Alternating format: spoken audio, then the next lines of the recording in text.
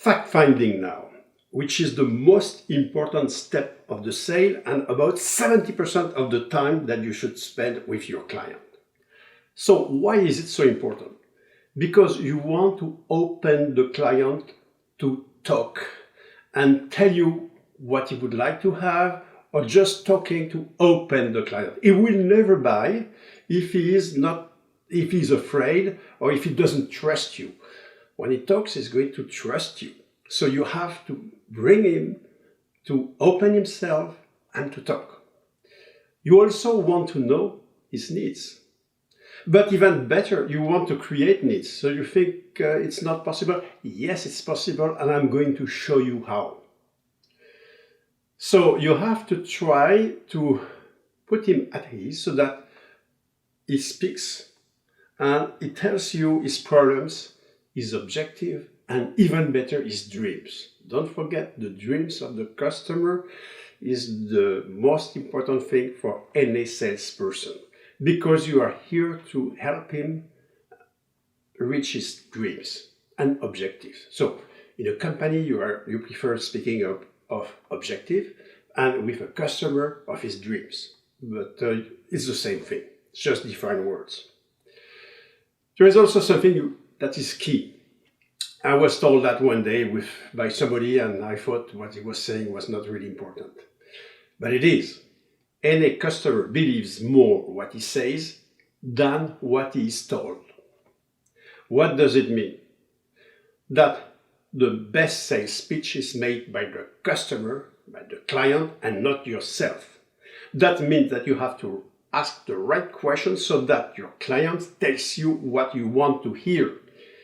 Is it easy? No, it's not, because it's easier for you to talk and to tell your sales speech.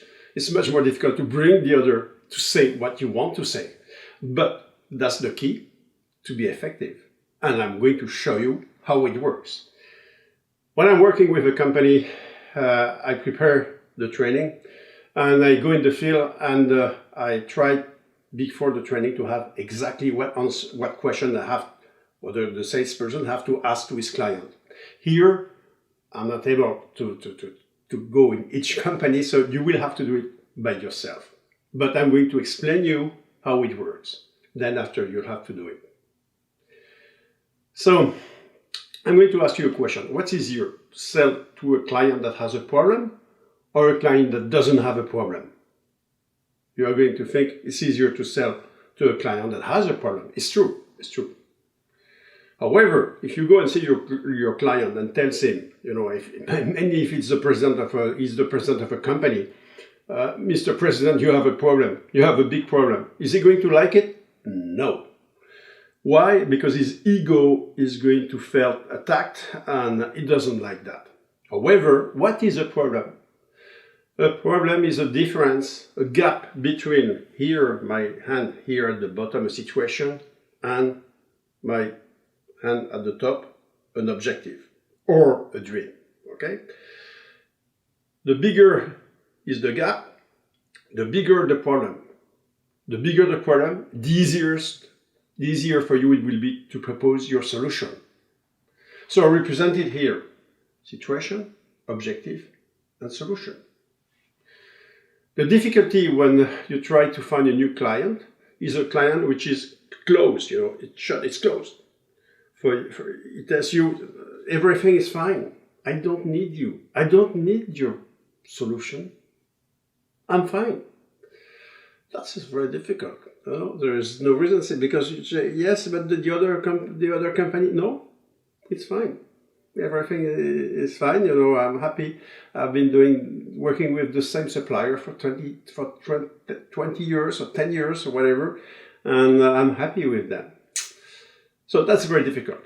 So what you have to do is to try to ask him questions to try to open the gap. Actually, when somebody tells me that, I've been working with the same supplier for training for 10 years. So did he bring you something new? Generally, no. So would you be interested in trying to see something different? Yes. So I try to open the gap like that. Anyway, you have to open the gap. And to open the gap, you have two kinds of questions. Questions about the situation, who are you, what are you doing, for example, and how you do it. So here you'll have to go a bit further, depending on your kind of sale, to be a bit more, to be a bit sharper. But you know, I cannot invent with all the business that you may represent. Here, that's easier. What's your objective? What's your objective? What's your dream? And if he has an objective or a dream, there is a difference between the situation and the objective. So if there is a difference, there is a gap. And if there is a gap, there is a place for a solution. And the solution is, which solution is it? Your solution. So ideally, you should say, our solution is the best for you to reach your objective.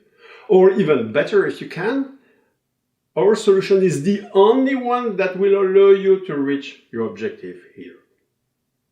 If you can prove that, your pitch is done and there is no other solution for him than to buy to you. Sales is logic. It's a question that it's a psychological approach, but it's also logic. If you have a better product or service for him to reach his objective, he should choose you. He's not obliged to, you know. He may be stupid too. You won't tell him, but you are going to try to explain him that logically the only solution for him is to go with you. So you can see already that the fact-finding and the demonstration we're going to have are completely going together. They're imbricated. So if you do it well, if your fact-finding is well done, not only you are going to uncover the needs, you are going to create needs, but also you are going to prepare your sales pitch.